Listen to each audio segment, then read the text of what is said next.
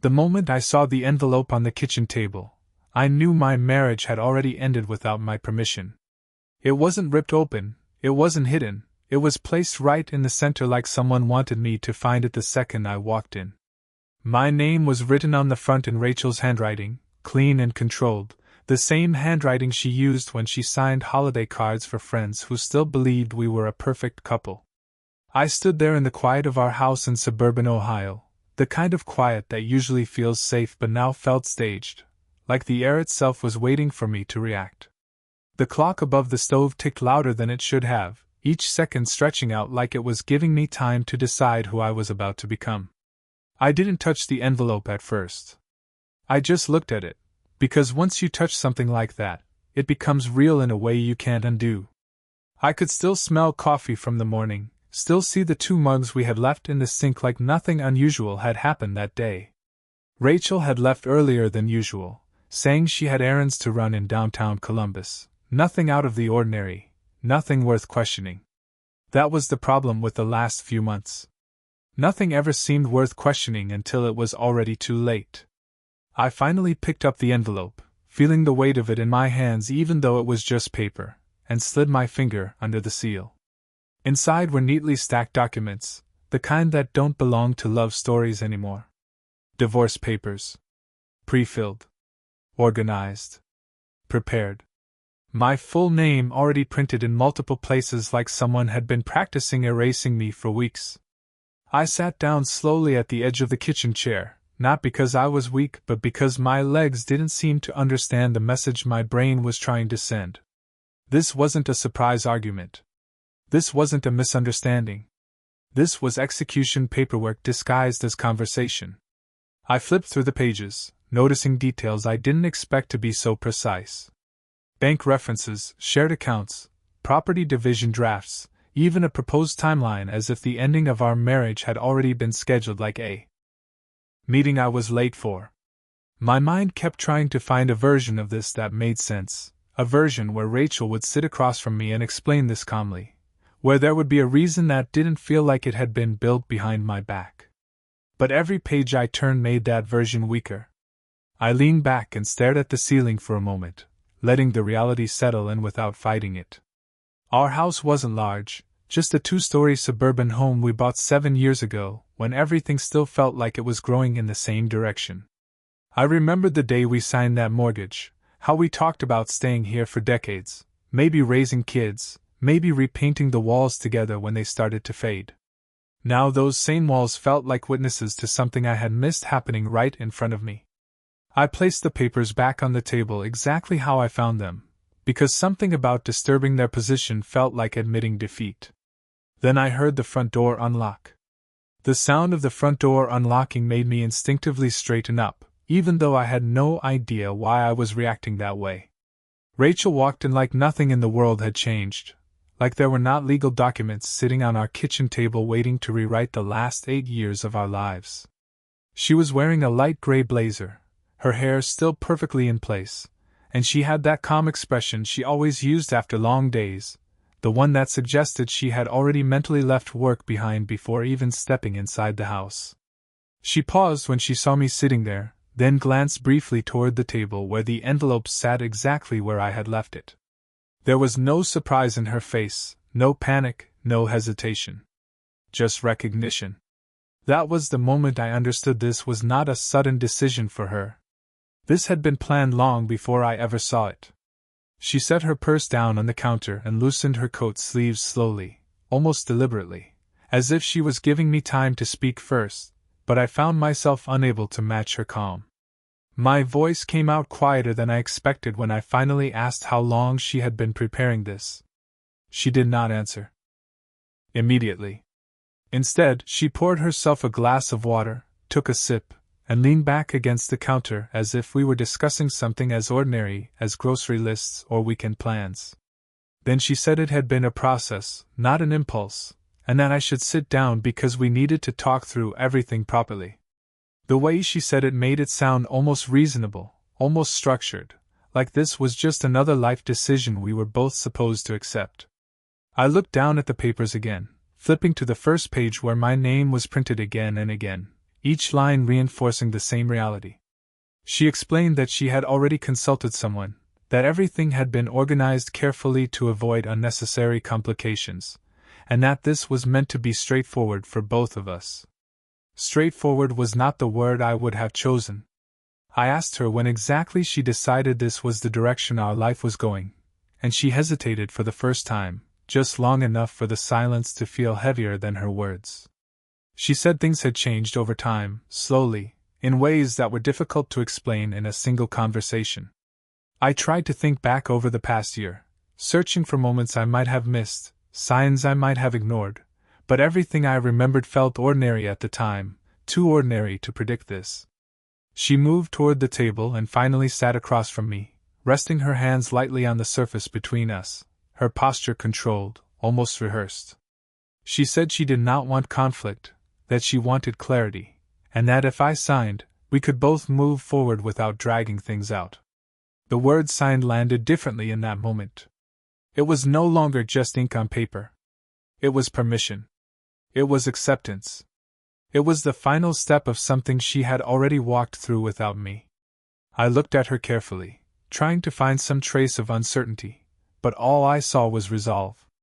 That was when I realized the most unsettling part was not the documents themselves, but how prepared she was for me to agree to them.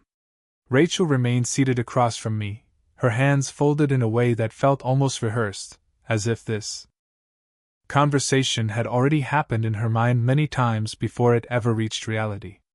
The kitchen felt different now, not because anything physical had changed, but because the air between us no longer carried the illusion of shared understanding. It felt structured, divided, like two versions of a story trying to occupy the same space without acknowledging each other. I asked her again, more slowly this time, when she first decided to move forward with something like this, and she repeated that it was not about a single moment, that it was about accumulation, about distance that grew without either of us fully addressing it. Her words were calm, almost clinical, and that calmness unsettled me more than anger would have. I leaned forward slightly, looking at the documents again, noticing details I had missed earlier, small notes in the margins, references to financial accounts, even a proposed separation timeline that looked like it had been carefully mapped out weeks in advance. It was not just preparation, it was coordination. I asked her who had helped her put all of this together, and she finally mentioned a name, Michael Grant, a family law attorney she had been consulting for several months. She said it like it was supposed to make everything feel more organized, more responsible, but instead it made everything feel further away from anything we had ever talked about together. I could not recall a single conversation where she had mentioned speaking to anyone like that, not once, not even casually. She noticed my silence, and added that she had not wanted to worry me until she was sure of everything, until she understood the process clearly herself. That explanation should have made it easier, but instead it created a strange disconnect, as if major decisions about our life had been made in parallel without ever intersecting mine. I stood up and walked slowly toward the window above the sink, looking out at the quiet street where nothing looked unusual or out of place, which somehow made everything inside feel more disorienting. Cars passed occasionally, neighbors walked their dogs, and everything outside continued as if nothing significant was unfolding. Inside this house, Rachel remained at the table, watching me but not interrupting, as if she understood that this was the part where I was supposed to absorb the reality before responding to it. I asked her if she had already decided what she expected me to do next, and she said she expected honesty, clarity, and a decision that avoided unnecessary conflict for both of us. The way she framed it made it sound almost reasonable again, like a business discussion rather than the dismantling of a shared life. I turned back toward her and asked if she truly believed this was something that could be resolved by paperwork alone, and for the first time her expression tightened slightly, not in anger, but in something closer to certainty. She said that waiting would not change what had already shifted between us, and that avoiding it would only make things more complicated later. I sat back down slowly, feeling the weight of the conversation settle in a way that no document alone could explain. The papers were still in front of me, unchanged, but now they felt heavier, not because of what they said, but because of what they represented about how long this had already been moving forward without me. The silence that followed our conversation did not feel like resolution, it felt like suspension, as if the house itself was waiting to see what version of me would respond next. Rachel eventually stood up from the table and began collecting the documents with the same calm precision she had used when presenting them, sliding each page back into its folder, as if nothing about them carried emotional weight. I remained seated, watching her movements, noticing how practiced everything felt, like this was not the first time she had rehearsed the sequence of how this moment would end. She said she had another appointment later that afternoon and that we did not need to resolve everything immediately, a statement that would have sounded reasonable in any other context but now only reinforced how far ahead of me she already was in this process. After she left the kitchen, the sound of her footsteps moving upstairs created a strange echo through the house, and for a few minutes I stayed exactly where I was, staring at the empty space she had just occupied, trying to reconstruct the timeline of events that had led to this without ever once including me in the decision. I eventually stood up and began walking slowly through the living room, noticing small details I had overlooked before: her laptop bag placed neatly near the stairs, a folder partially tucked into the side pocket, and her phone charging on the counter with the screen angled just enough that I could not see what was on it without picking it up. I did not touch it at first, but the awareness of it being there became increasingly difficult to ignore. I told myself I was looking for context, not intrusion, that understanding the situation required clarity, and clarity required information. When I finally picked up the phone, it was not unlocked, but notifications were visible, and among them was a message preview from the same name she had mentioned earlier, Michael Grant. The timing of the message was recent, sent while we were still sitting at the kitchen table. I set the phone back down almost immediately, feeling a tightening in my chest that had nothing to do with surprise and everything to do with confirmation. I moved into the study and opened my own laptop, something I had not used for personal matters in a long time, and began searching through shared financial accounts, not because I expected to find anything dramatic, but because I needed to understand whether the structure of our life had already been altered without my awareness. What I found was subtle but significant: small changes in account activity that suggested planning rather than coincidence, adjustments in communication preferences, and documentation drafts that mirrored what I had seen earlier in the kitchen. Nothing was complete enough to be final, but everything pointed in the same direction, toward preparation, toward intention, toward a version of our life that had already been divided into before and after without any formal announcement. I sat back in my chair, letting the information settle, realizing that what unsettled me most was not the idea of separation itself, but the realization that I had not been part of the conversation that defined when it began. Outside the window, the afternoon light had shifted slightly, casting longer shadows across the driveway, and for the first time I noticed how quiet the neighborhood sounded, not peaceful, but detached, as if everything continued operating normally while something foundational inside my own life had already shifted without permission. The realization that something had been shifting without my knowledge did not come all at once, but it settled in layers, each one heavier than the last as I continued reviewing what I had found on the laptop. The financial traces alone were not dramatic enough to be obvious on their own, but together they formed a pattern that was difficult to ignore: small adjustments in shared account permissions, document drafts stored in folders I had never seen before, and calendar entries that referenced meetings I had not been informed about. None of it was framed in a way that suggested secrecy at first glance, yet the consistency of timing told a different story, one that implied coordination rather than coincidence. I closed the laptop for a moment and leaned back in the chair, trying to separate what I was feeling from what I was observing, but the two were becoming increasingly difficult to distinguish. The house remained quiet, and that quiet no longer felt like comfort, but like distance expanding in real time. I eventually reopened the laptop and focused on the communication threads I had access to through shared accounts, carefully reviewing timestamps and subject lines that referenced legal consultation, property evaluation, and financial structuring. The more I read, the more it became clear that the process Rachel had described as gradual was far more organized than she had let on, and it was not something that had started recently. It had been unfolding for months, possibly longer, and I had simply not been included in any part of it. I wrote down a few details on a notepad, not because I had a plan yet, but because I needed to externalize what was beginning to feel overwhelming in its quiet precision. At one point I paused on a reference to a scheduled meeting with Michael Grant that had taken place during a weekday morning. I had assumed she was working normally. The time stamps aligned with other entries that suggested repeated consultations, all of them structured in a way that indicated preparation for a formal separation rather than an emotional decision. I sat there for a long time, letting the information settle without trying to immediately interpret it as conflict or accusation, because what unsettled me most was not the idea of separation itself, but the realization of how thoroughly it had been planned outside of my awareness. Eventually I stood up and walked into the garage, needing space that did not feel connected to the same walls that had contained all of this silence. The air was cooler there, and I found myself focusing on ordinary objects, tools, storage boxes, anything that felt stable in contrast to what I had just been reading.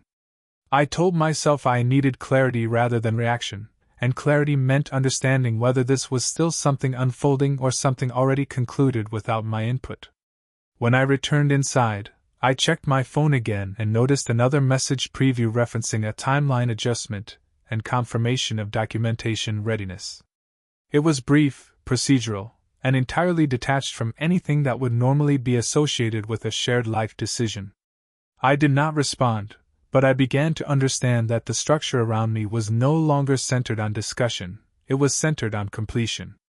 For the first time since finding the envelope on the table, I felt the situation shift from confusion into recognition, not because I had all the answers, but because I could finally see the shape of what had already been set in motion.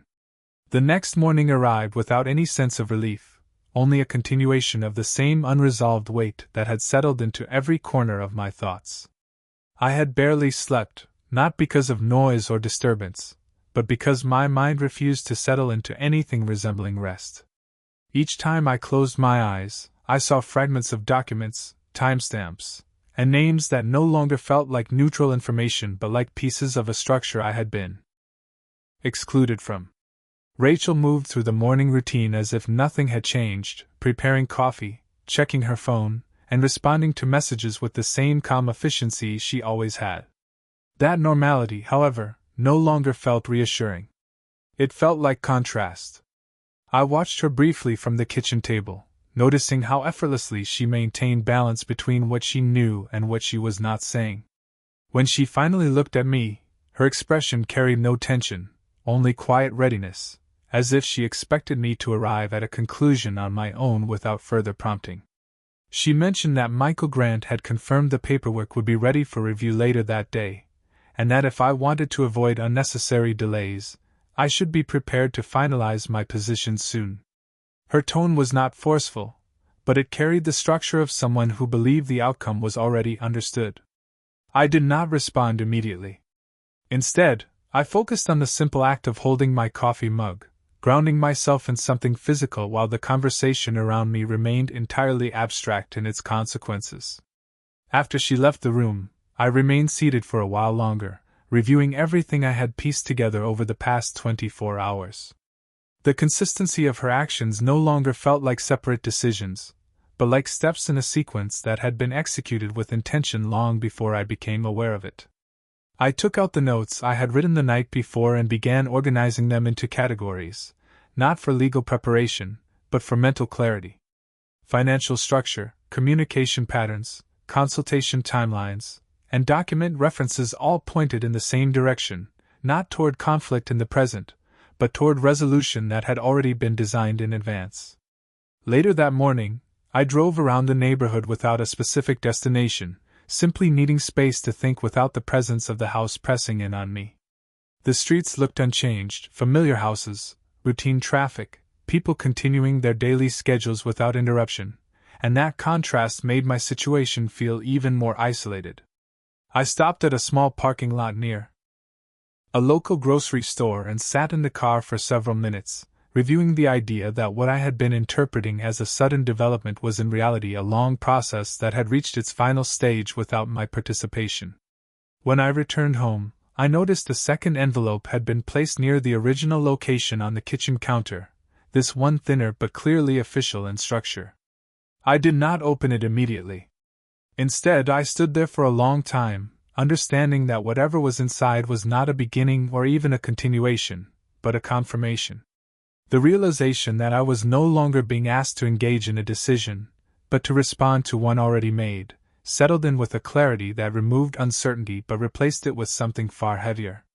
When I opened the second envelope, there was no dramatic moment, no sudden shock that changed everything instantly, only a quiet confirmation that what I had already suspected was now officially structured and documented. The papers inside were arranged with the same level of precision as everything else I had seen over the past days, as if every possible reaction had already been anticipated and accounted for. There was no emotional language, no unnecessary phrasing, only formal sections, reference numbers, and clearly defined terms that treated our shared life as a closed file rather than an ongoing conversation. I stood at the kitchen counter for a long time without moving, scanning through the pages slowly, not because I needed to understand them, but because I needed to accept the level of detachment they represented. Rachel had already left for the day, and the house felt unusually still, not peaceful, but emptied of any expectation that something might still change through discussion. I placed the documents back on the counter and walked into the living room, sitting down in the same chair where I had first seen the initial set of papers the previous day. The repetition of location made it clear that nothing about this process was accidental or improvised. It had structure, timing, and direction. I began to mentally reconstruct the timeline again, this time not from the perspective of surprise, but from the perspective of sequence. Months of consultations, incremental adjustments, private meetings, and now final documentation. Each step made less sense as an emotional reaction and more sense as a planned transition. I tried to recall conversations we had during those months, searching for moments where something might have been hinted, but everything I remembered now felt neutral in isolation, only gaining meaning when placed into this larger framework. Later in the afternoon, I received a message notification that referenced a scheduled review with Michael Grant, confirming a time window for final discussion. The wording was procedural, focusing on readiness and acknowledgement rather than negotiation or exploration. I did not respond immediately. Instead, I spent time organizing the documents I had into a single folder, not to prepare for confrontation, but to ensure I was no longer reacting to fragments. As I did this, I noticed how the emotional weight of the situation was beginning to shift.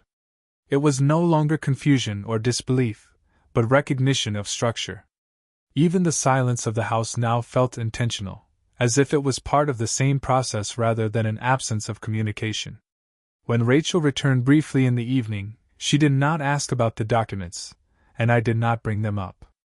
Instead, she mentioned that everything would proceed according to schedule if there were no objections, and that the goal remained to avoid unnecessary escalation. Her tone remained steady, but I could sense that she was no longer waiting for input in the same way as before. It felt closer to confirmation than conversation. After she left the room, I remained seated, understanding more clearly that what was unfolding was not a negotiation in progress, but the final phase of a process already defined long before this moment. The realization did not bring clarity in the comforting sense, but it brought structure, and within that structure, there was no longer room for uncertainty about whether this was beginning or ending. It was already in motion, and had been for some time. The morning of the scheduled review arrived with an unusual stillness, the kind that does not feel peaceful but controlled, as if every moving part of my life had already been aligned toward a point of no return. I sat at the edge of the kitchen table for a long time before leaving, looking at the same space where the documents had first appeared, noticing how something so ordinary could become the center of an entire shift in direction. Rachel was already preparing to leave when I came downstairs. She was dressed in a simple navy blouse and black slacks, her appearance calm, composed, and consistent with every previous interaction in the last few days. There was no visible tension, no hesitation, only a quiet certainty that made the atmosphere feel even more structured than before. She placed her keys on the counter and reminded me that the meeting would take place at 10:30 in the morning, and that Michael Grant had already prepared the final version of the documents for review. Her tone was not demanding, but final in a way that suggested the remaining steps were procedural rather than negotiable. I nodded without responding in detail, because by that point, responding verbally no longer felt like it would change anything already in motion. After she left, I remained in the house for another hour, not because I was waiting for anything specific, but because I was trying to understand the transition that had taken place without any traditional moment of breakdown or confrontation. There had been no argument, no escalation, no singular event that marked the beginning or end of this process. Instead, it had unfolded through accumulation, through structure, through documentation, until the emotional aspect of it had been replaced almost entirely by formality. When I finally left the house, I drove toward the downtown office building where the meeting was scheduled, observing the routine movement of the city around me, people entering workplaces, traffic lights changing in predictable cycles, everything continuing as if nothing significant was happening beneath the surface of my own timeline. The office itself was located on the 4th floor of a professional building that looked indistinguishable from dozens of others in the area, with glass doors, neutral lighting, and quiet hallways that reinforced a sense of controlled process rather than emotional uncertainty. I arrived a few minutes early and was directed to a conference room where Michael Grant was already present, reviewing a set of neatly arranged documents on the table. He stood when I entered, introduced himself briefly, and gestured toward a seat opposite him. There was no attempt at small talk beyond basic acknowledgement of time and purpose. Rachel arrived shortly after, and the three of us settled into a configuration that felt less like a family discussion and more like a formal review of terms that had already been drafted. Michael Grant began by outlining the structure of the agreement, referencing sections related to assets, timelines, and procedural steps that would follow if both parties confirmed their positions. His language was precise, deliberate, and neutral, focusing on clarity rather than interpretation. As he spoke, I noticed how the situation had shifted again, not in content, but in context. What had once been personal was now fully procedural. There were references to confirmations, acknowledgments, and signatures, but no references to emotional resolution or mutual understanding. At one point, he paused and asked if I had any questions regarding the documentation, and I realized that the most significant change was not what was being said, but what was no longer being discussed. Rachel remained composed throughout, her attention fixed on the documents in front of her, occasionally adjusting a page or pointing to a section for clarification, but never deviating from the structure of the meeting itself. I listened carefully, not reacting immediately, because I was beginning to understand that this moment was not designed for persuasion or debate, but for closure of process. Everything presented had already been prepared, reviewed, and organized in advance, and my presence in the room was not to shape the outcome, but to respond to it. As the discussion continued, I reached a point of internal recognition that the situation had moved beyond uncertainty. There was no longer an unfolding question, only an established framework awaiting final acknowledgement. The conversation gradually slowed, not due to disagreement, but due to completion of explanation. When Michael Grant finally concluded, the room fell into a quiet that felt different from earlier silences. This time, it was not waiting for input, but waiting for confirmation. I looked at the documents in front of me, then at Rachel, and for the first time fully understood that the structure surrounding me had already accounted for every possible response I could give. The room remained quiet after the explanation ended, not in a way that invited further discussion, but in a way that signaled completion of the process that had been carefully structured long before this moment. I looked down at the documents in front of me, then slowly back up at Rachel, noticing for the first time how still she remained, as if she had already accepted the boundaries of what this meeting was meant to accomplish. Michael Grant waited without speaking, hands folded over a final set of pages, his expression neutral and professional, the kind of composure that belonged to someone who had seen this exact moment play out in many different variations before. I exhaled slowly, not out of frustration, but out of recognition that the structure in front of me was complete in its own logic. Every path they had prepared assumed a single outcome, one where I would either accept the terms or attempt to negotiate within the framework they had designed. But neither assumption accounted for what was already in motion outside of this room. I reached into my inner jacket pocket and placed a separate folder on the table. The movement was calm and deliberate, not rushed, not defensive, but precise enough to shift attention immediately. Rachel's eyes followed the folder for the first time since the meeting began. Michael Grant leaned forward slightly, acknowledging it without interrupting. I opened the folder and slid the first document forward. It was not a reaction, and it was not a counter-argument in the emotional sense. It was structure of a different kind, prepared in advance, existing independently of the timeline that had brought us here. The document referenced a trust arrangement established years earlier, one that governs specific financial protections and asset classifications that had not been part of any shared consultation. As I continued to slide additional pages across the table, the tone of the room shifted subtly, not through words, but through recognition that the assumptions underlying the earlier discussion were no longer complete. Michael Grant adjusted his posture slightly, reviewing the documents more carefully now, his focus narrowing as he traced through sections that redefined ownership structure and procedural limitations. Rachel remained silent, her composure still intact, but no longer fully anchored in certainty. I did not raise my voice, and I did not explain in emotional terms, because what I was presenting did not require interpretation. It required acknowledgement. The more pages were reviewed, the more the original framework presented earlier in the meeting began to lose its completeness. Not because it was incorrect, but because it was incomplete. There had been assumptions made about access, authority, and timing that did not account for prior legal structuring already in place. I watched as Michael Grant paused longer on certain sections, recalibrating the conversation internally rather than externally. Rachel finally spoke, but her question was not confrontational, it was measured, asking when this had been established. I told her it had not been created in response to anything recent, but existed long before any of the current documentation process began. The distinction mattered because it separated reaction from foundation. The room did not become chaotic or emotional, it simply transitioned into reassessment. Papers were reorganized, notes were made, and the direction of the meeting changed without resistance, only adjustment.